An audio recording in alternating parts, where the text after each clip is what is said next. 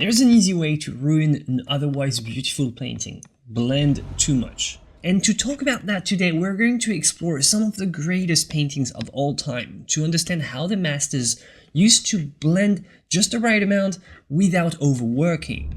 The first thing to note is that it's kind of natural to want to make everything look soft and perfect. And let's check out this example. So this is Girl in Fur by Titian. So the first thing that you notice when you zoom in is how everything is perfectly smooth and blended.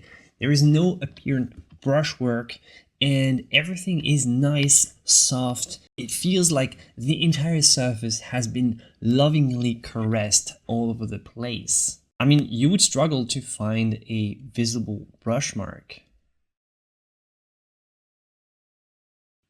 Check out this area between the shoulder and the background, how it's been softened, it's been blended so that it feels that the form recedes in the background. It's amazing. Even something that beginners would tend to do pretty sharply, here, this edge between the eye and the white of the eye is also very, very softly and lightly blended so that it's not too harsh.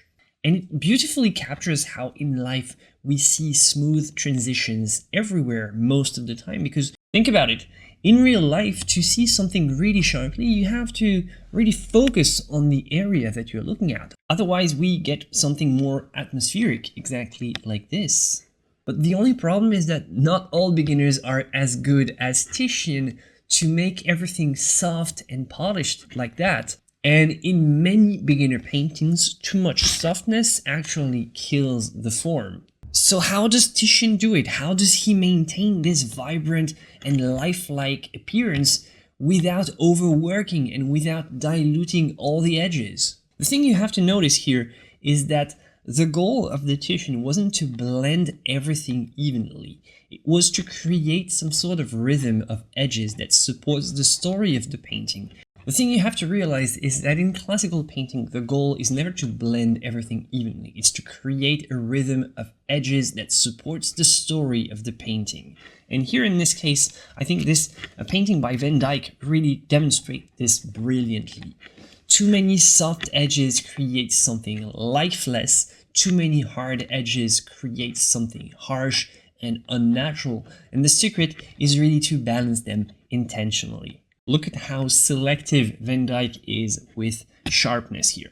So you have sharp here, and all the rest gets all diluted in a way. You have a couple details here barely suggested. Look at how brilliant it is. There's actually a very soft, kind of semi-opaque white underpainting, and then the details just highlighted on top with little dots almost.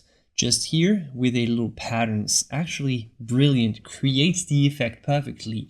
Just the right amount of detail without making things either too sharp or too soft. It's just perfectly balanced. If you look at the background here, you can actually see that it's a lot more loose and you see more of the brushwork in the background. It's more controlled in the main areas of the face, but in the background, Van Dyck actually lets the brushwork be more loose, with more visible brush marks.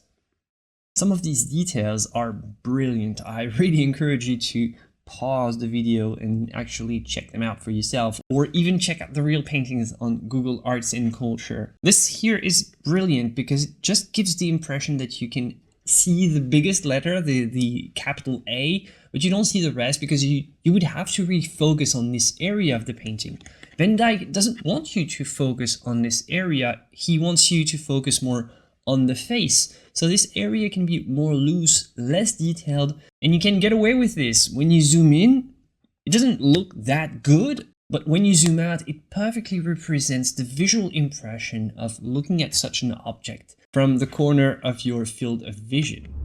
The secret of the old masters is that they knew how to blend when the light calls for it. So blending was more understood as a way to represent the play of lights and shadow on the subject.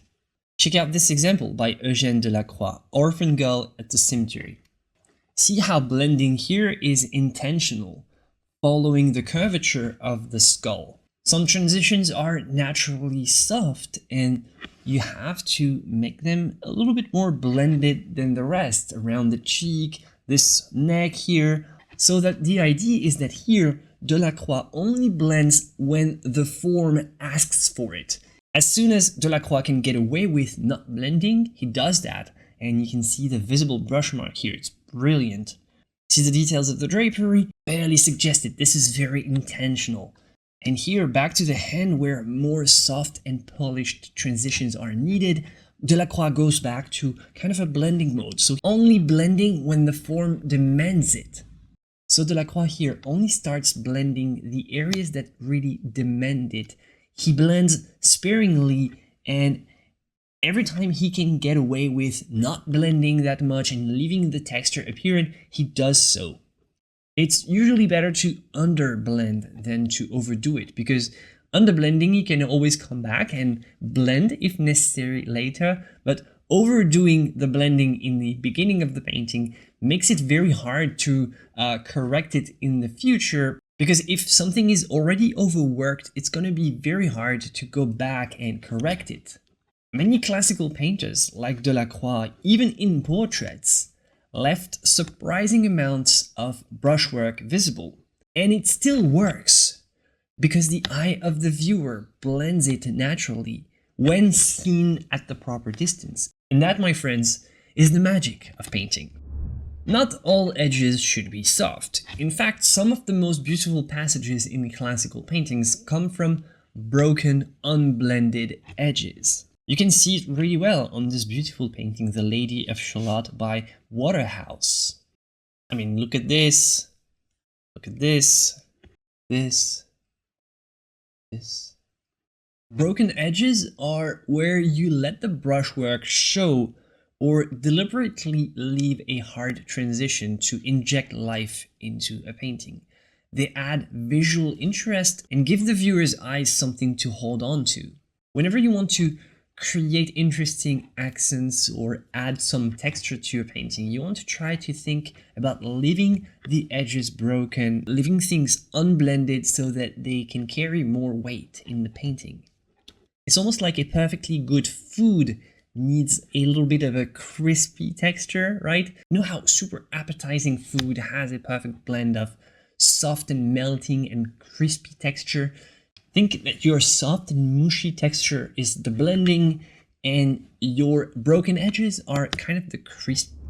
One thing to keep in mind is that blending is not smoothing, it's guiding the eye. Blending is just one tool at your disposal among many, and a mistake that a lot of beginners make is thinking that blending equals smoothing.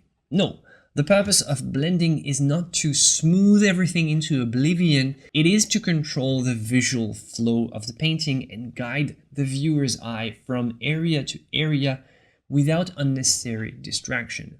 If everything is perfectly smooth, nothing stands out. Here's the key, and we're going to see it with this example by Dugga. Blend where you want tight focus and leave unblended areas where you want to create some more of a loose atmosphere, for example, in the background.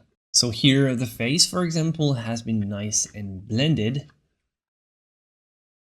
but in the background you see a lot more of those broken edges and very loose brushwork. This area is part of the main focal point of the painting, so things have been blended more carefully. And in this area, which is more in the back, you have a lot more broken edges and very loose brushwork.